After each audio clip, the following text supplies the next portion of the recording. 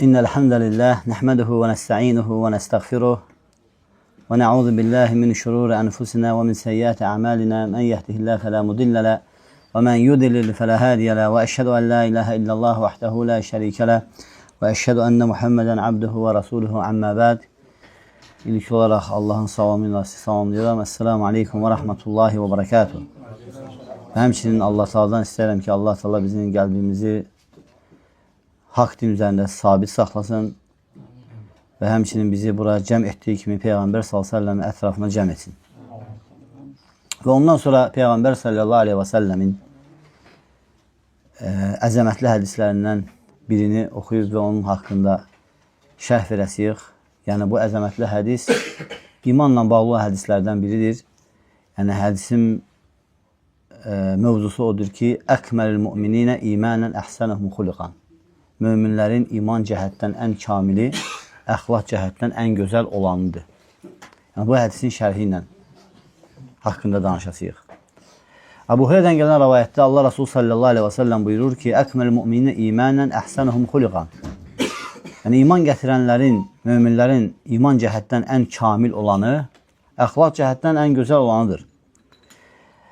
Şeyx deyir ki, bu hədis, Şeyx yəni Abdurrazaqın, Şeyx Muhsin Abbadın oğlu Abdurrazaqdır, Hafizahullah. Deyir, bu hədis dəlalət edir ki, gözəl əxlaq imandandır. Yəni, müsəlman nə qədər əxlaqını gözəlləşdirərsə, bir o qədər onun imanı artar və onun imanı kamilləşər. Və həmçinin pis əxlaq, əxlaqın pisliyi isə yəni imanın naqisliyidir. Və bu da dəlalət edir ki, iman artır və azalır. Gözəl əxlaqla artır, pis əxlaqla azalır. Necə ki, iman itaətlə artıb və asiliklə azaldığı kimi. Və möminlər də, iman gətirənlər də imanlarında bir-birlərindən fərqlidirlər. Bəzisindən iman cəhətdən daha kamildir. Çünki iman fərqlidir. İman fərqlidir. İman var ki, imandan daha kamildir. Və bu barədə də buna dəlil olaraq kitab və sünnə dəlalət edir ki, yəni iman artır və azalır, güclənir və zəifləyir. İmanın artma səbəbləri var və həmçinin imanın naqisləşmə səbəbləri var. Və müsəlmana vacibdir ki, o imanını qorusun. Və həmçinin müsəlmana vacibdir ki, imanını artıran səbəbləri öyrənməyə həris olsun. Həris olması vacibdir. Ki, onu etsin, onu davamiyyətli etsin ki, bunun səbəbi ilə yəni imanı artsın deyə. Və həmçinin müsəlmana vacibdir ki, imanını naqisləşdirən yəni səbəbləri öyrənsin, bilsin ki, o imanı zəiflədən, o imana xələl gətirən bu işlərdən çəkinməsi üçün.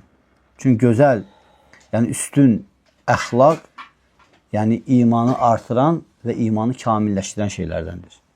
Ona görə də yəni, gözəl əxlaq mühümdür.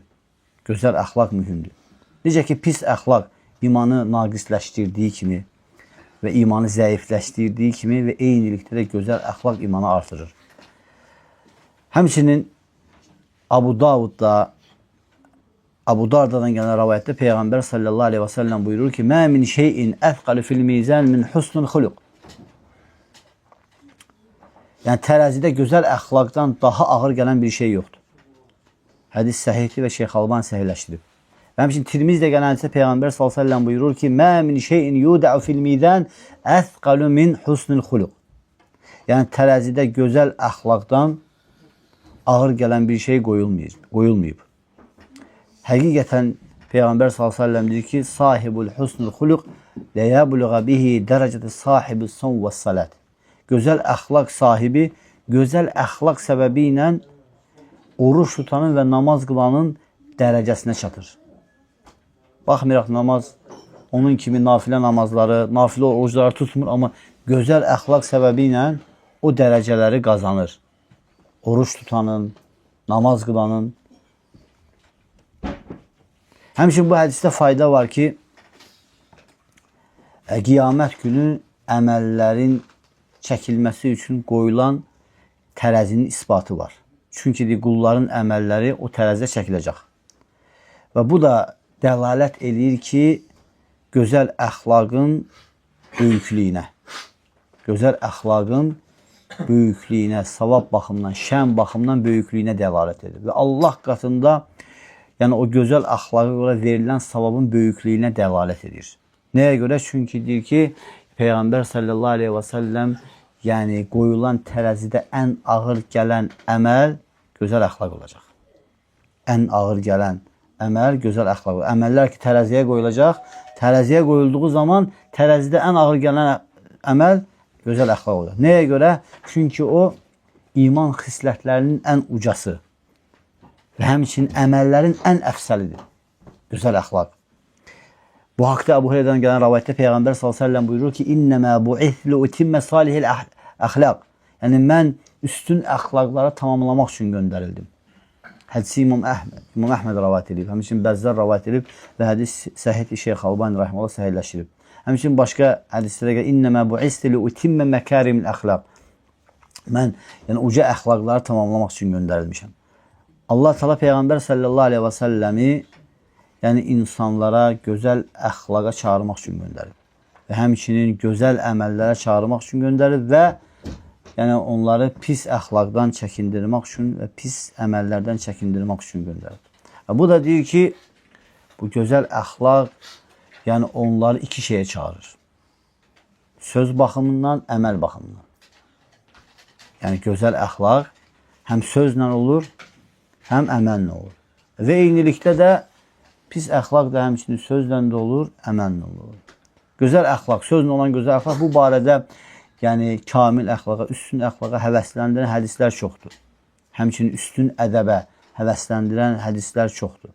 Yəni Allah Teala həmçinin onun əhli üçün böyük bir savab, yəni böyük bir əcr hazırlayıb.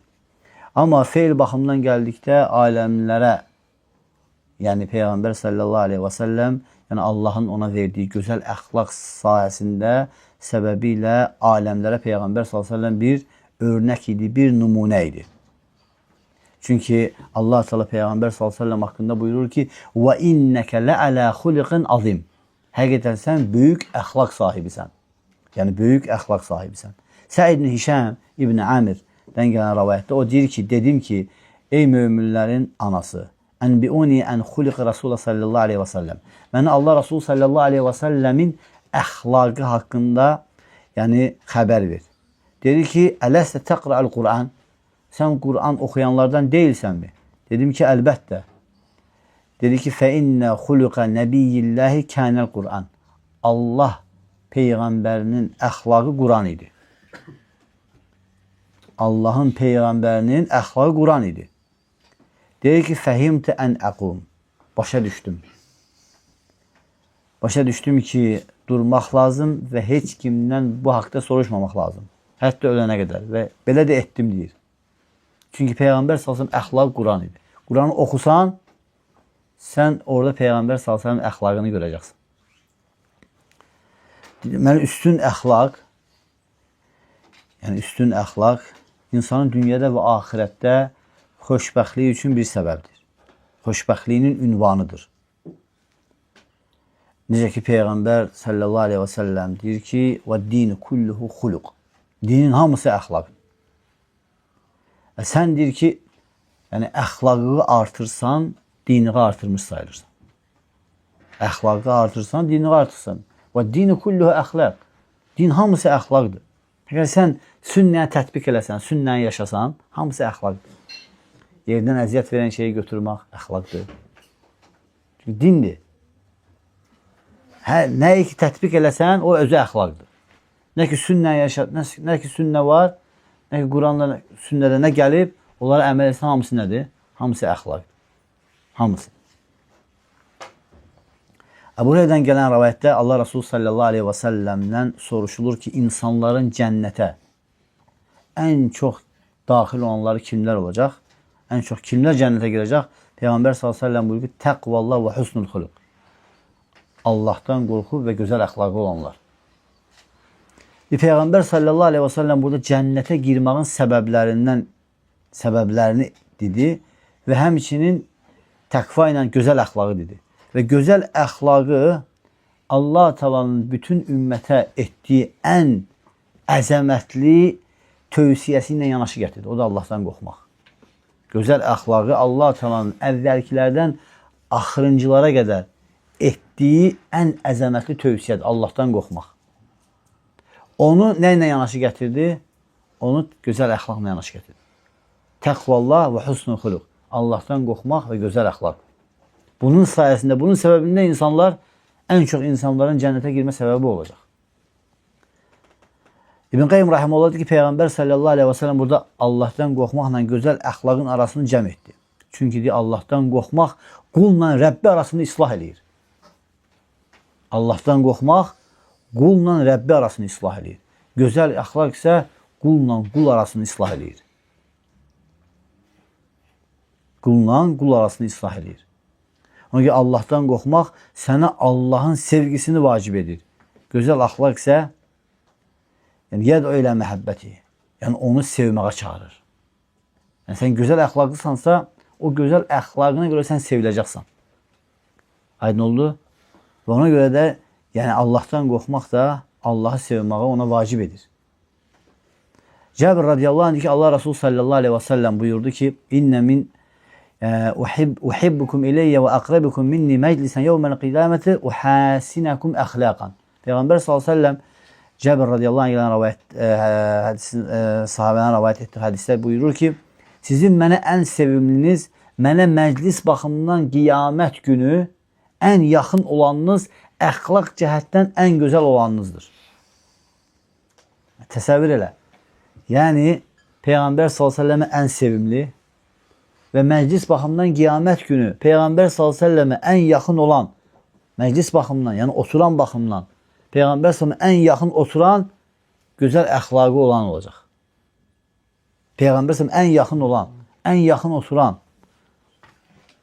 Bu özü də nədir? Bu özü də böyük neymət.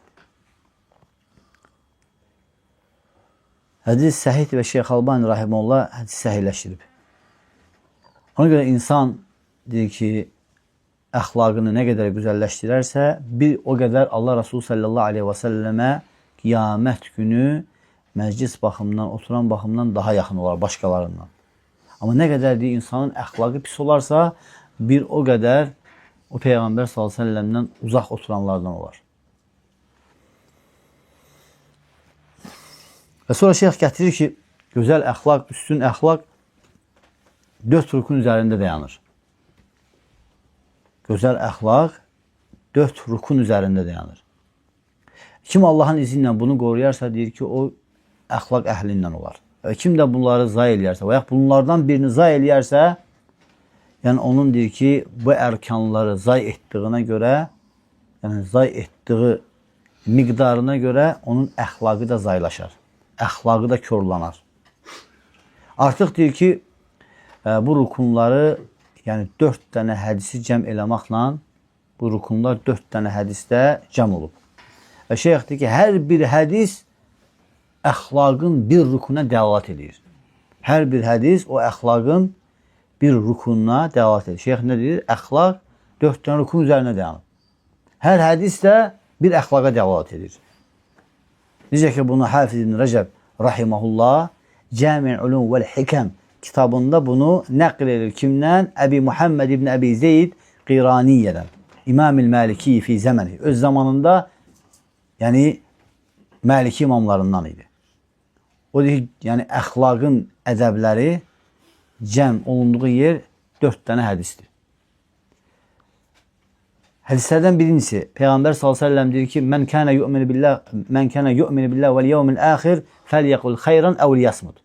Kim Allah və axirət gününə iman gətirirsə, ya xeyir danışsın, ya sussun. İkincisi, Min husnil İslam mər'i tərku mələ yəni. Yəni, bir kişinin İslamının gözəlliyindəndir ona lazım olmayan şeyi tərk etməsi. Üçüncü hədis, Peyğəmbər s.ə.v-dən tövsiyə edən sahabə üçün Peyğəmbər s.ə.v deməsi ki, Lə tağdab, qəzəblənmə. 3 dəfə nəsə Peyğəmbər sallallahu tövsiyə istəyir.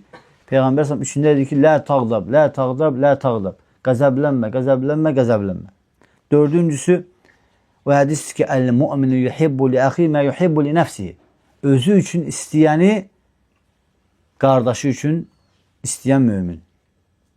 Mömin kəsdir ki, özü üçün istəyəni qardaşı üçün istəyər. Peyğəmbər sallallahu əleyhi və səlləm deyir. Bu 4 dənə hədis, İmam Nəvavi rəhməhullah bunu bu 4 dənə hədisi o 40 hədisin içərisində zikr edib. Bunlar əxlaqları və ədəbləri özündə cəm eləyən hədislərdəndir. Yəni özündə cəm eləyən hədislərdəndir. Ona görə kimdir ki, əgər bu hədisləri başa düşməyə və tətbiq etməyə müvəffəq olarsa, yəni o bilsin ki, o yəni əxlaqın rukunlarını özündə cəm eləyib. Çünki əxlaq deyir ki, 4 dənə rukun üzərində dayanır. Birinci rukun, yaxşı, nəyə görə 4 dənə hədisi gətirdi? Nədir bunun əxlaqı? Haradadır bunun əxlaqı? Kim deyər? Mən kənə yu'minu billah vəl yevmil əxir fəlyəqul xayran əv liyasmut. Kim Allah və axirət günə iman gətirsə, ya xeyir danışsın, ya sussun. Daim xeyir danışma əxlaqdandır. Ha, yəni bəli. Yəni burada birinci rukun nədir? Birinci rukun yəni sinəətil lisən. Dili qorumaq. Dili qorumaq. Dili qorumadınsa əxlaq gedəcək. Dili qorudunsa ən üstün əxlaq odur. Dili qoruya bilməyəm. Çünki Peyğəmbər sallallahu aleyhi və səlləm deyir ki, mən kənə yu'minu billah vəl yevmil əxir fəlyəqul xayran əv liyasmut. Kim Allaha və axirət gününə inanırsa, ya xeyir danışsın, ya sussun.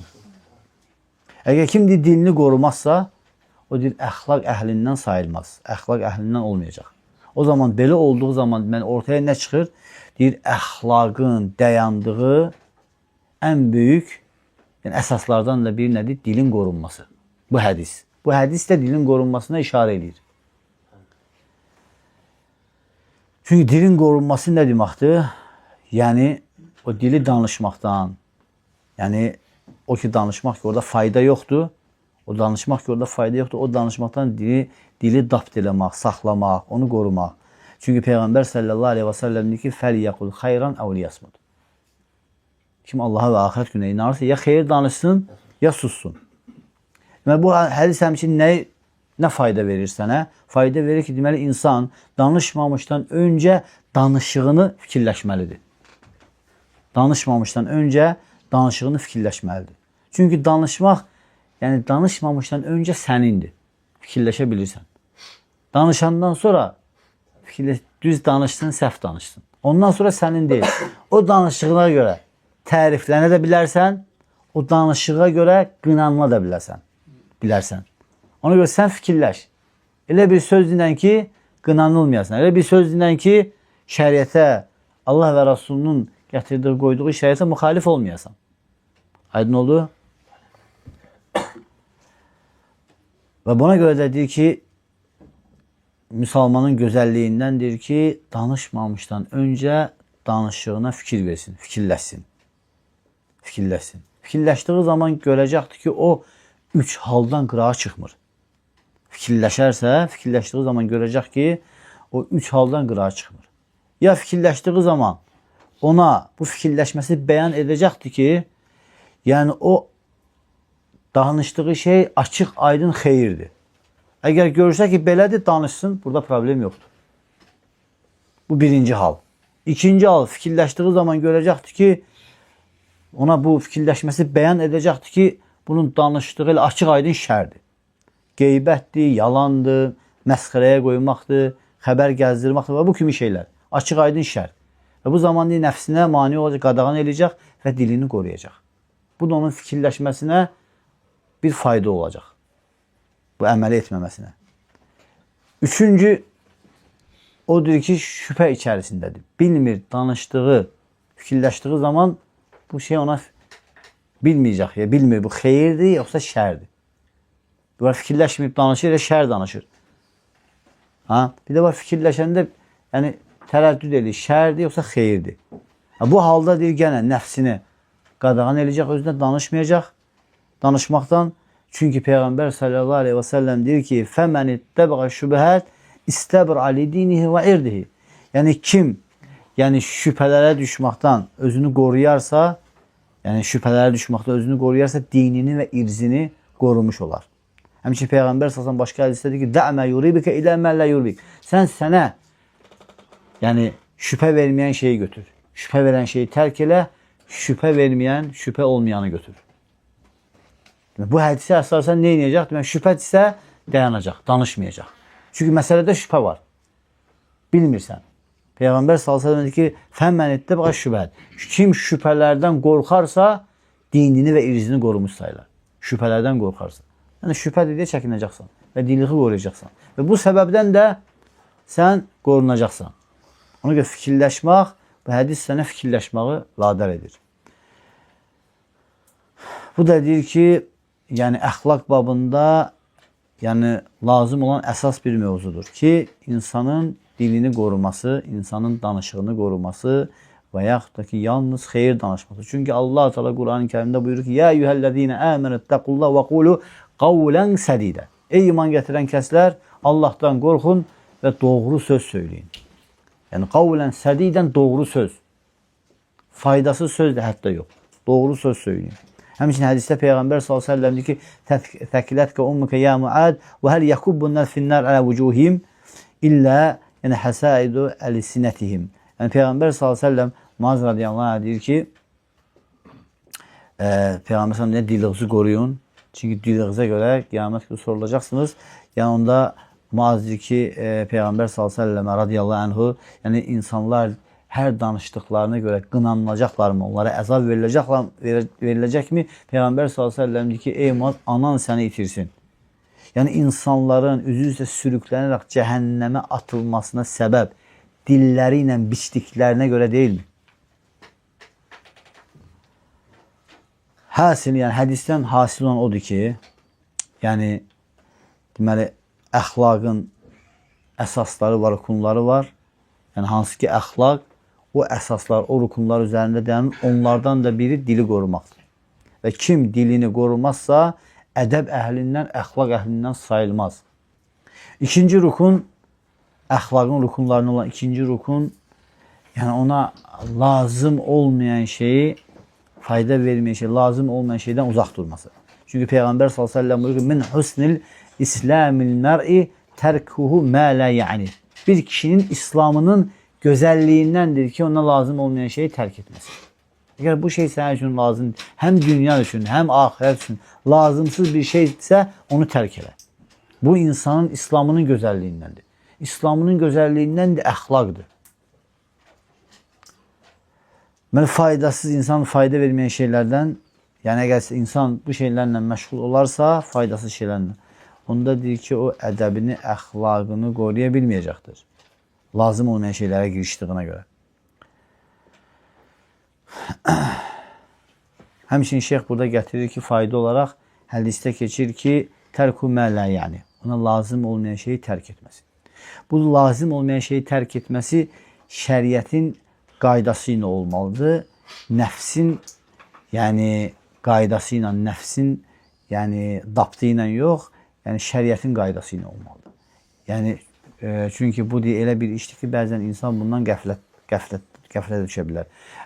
Bəzi insanlar var, görürsən ki, bu hədisi özünə bir vəzifə kimi tutur. Görürsən, başqa mövzularda bu hədisi gətirir. Məsələn, deyir, ona hər hansı bir şey əmr olunduğu zaman və yaxud da ki, hər hansı bir qadağan olunduğu zaman yəni əmr edənə və qadağan edənə deyir ki, min husnil islamil mər'i tərku mə la yəni. Müsəlmanın İslamın gözəlliyindəndir ki, ona lazım olan şeyi tərk etməsin. Bunun yəni dediği doğrudur, doğru deyil. Cavab doğru deyil. Aydın oldu? Cavab doğru deyil. Niyə? Çünki burada lazım olan nədir? Şəriətin qayda kimi qoyduğu. Bunu şəriət qayda kimi qoyubdur. Əmr olunmalıdır. Bu şəriətin qaydasıdır. Aydın oldu? Sana əmr olunmalıdır, qadağan olunmalıdır. Əgər sən sana əmr edilənə və qadağan edilənə bu hədisi gətirirsən, yersiz gətirirsən. Bu hədis onun yeri deyil. Yəni orada şəriətin dabtı nədir? Şəriətin qoyduğu nədir orada? Şəriətin qoyduğu orada hikmətdir. Şəriətin dabt elədiği. Yumuşaqdır, gözəl uslubdur. Aydın oldu? Üçüncü rukun, əxlaqın rukunlarından üçüncüsü, insanın nəfsinə, belə deyək, xoşa gəlməyən şeylər olduqda, yəni qəzəb kimi şeylər yarandıqda, xüsusən də qəzəb, yəni insanın qəzəblənməməsi. Çünki insan elədir ki, yaşayırsa, nəfsinə xoşa gəlməyən şeylər ola bilər. Ona görə o xoşa gəlmədiyi şeylər baş verdiyi zaman, yəni o qəzəbləndiyi zaman birbaşa söz deməyə və ya birbaşa əməl etməyə tələsməməlidir. Çünki hər bir söz, hər bir feil, yəni birbaşa qəzəbləndiyi zaman olarsa, o artıq yəni səndən çıxar və sənin əxlaqını, ədəbini korlayar. Ona görə də Peyğəmbər s.ə.v nə dedi? Lə təğdab, qəzəblənmə. Çünki qəzəb insanı özündən çıxarır. İnsan ədəbini, əxlaqını itirir qəzəbləndiyi zaman. Amma Allah üçün qəzəb bura daxil deyil inşallah. Ona görə Peyğəmbər sallallahu aleyhi və səlləm hədislərin birində deyir ki, İdə, yəni qadibə əhədəkum və huvə qaim fəliyəclis. Sizdən biriniz ayaq üstə olarkən qəzəblənərsə otursun. Fə in zəhəbə ənhu əl-qəzəb, əgər deyir ki, qəzəb ondan gedərsə heç. Yox, əgər qəzəb ondan getməzsə, onda uzansın. Həmçinin Peyğəmbər s.ə.v başqa bir hədisdə deyir ki, İdə qadibə əhədəkum fəliyəskut. Yəni sizdən biriniz qəzəbləndikdə sussun. Və hədislərin hamısı Şeyx Albani səhihləşdiribdir. Rahiməhullah, Allah ondan razı olsun. Fəliyəskut. Yəni hədisdə keçir ki, fəliyəskut. Yəni fəliyəskut burada nəyi insana qadağan edir? Danışmağı. Qəzəb zamanı Peyğəmbər s.ə.v nə dedi? Sizdən biriniz, yəni qəzəbləndiyi zaman sussun. Deməli, qəzəbləndiyi vaxtı danışmağı qadağan edir bu hədis. O birisi hədis Peyğəmbər s.ə.v sizdən biriniz qəzəbləndiyi zaman otursun. Burada Peyğəmbər s.ə.v nəyi qadağan edir? Qəzəbləndiyi zaman əməl etməyi. Aydın, otur deyir. Hərəkət eləmə. Otur. Yuxarıdan aşağı get. Çünki insan qəzəbləndiyi zaman əlindən xata çıxacaq. Hər bir şey eləyə bilər. Oturmaq bunu söndürür. Həmçinin o qəzəbi söndürənlərin şeylərdən biri nədir? Əuzu billahi minəşşeytanirracim kəlməsini istifadə edir. Və ya qəzəbləndiyi zaman yəni dəstəmaz almaq. Çünki hamısına hədislər gəlib.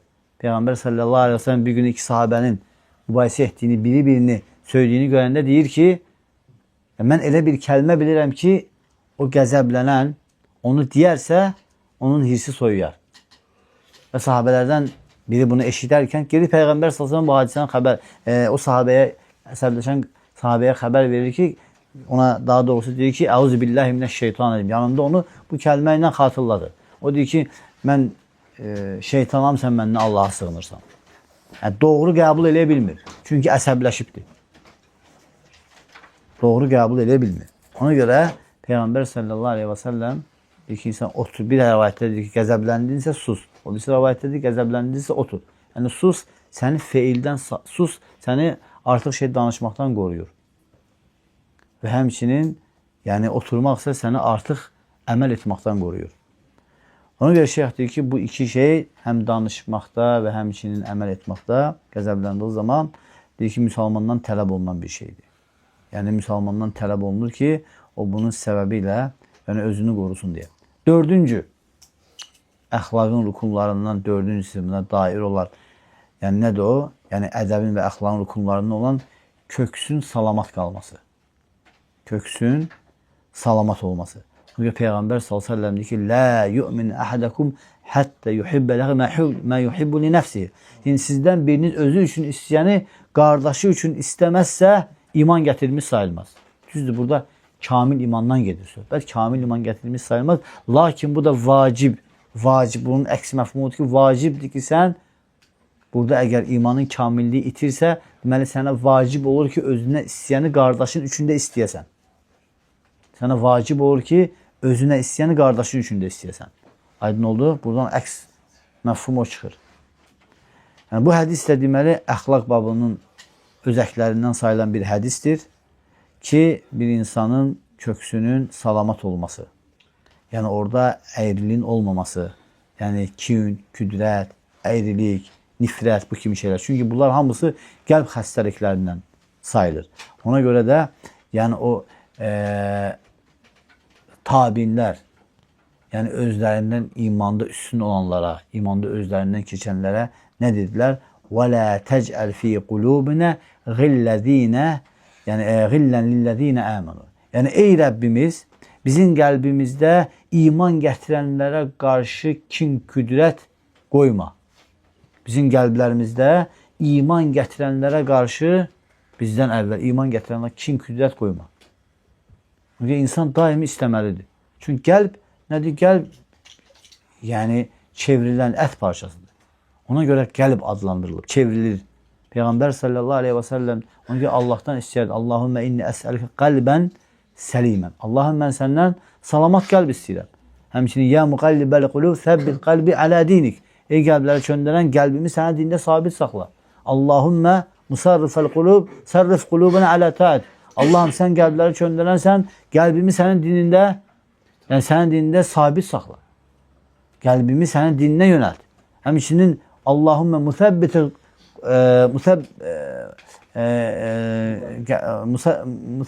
qulub. Yəni Allahım, sən qəlbləri sabit saxlayasan, yəni səbbit qulubuna alə taatik. Qəlbimi sənin itaatində sabit saxla.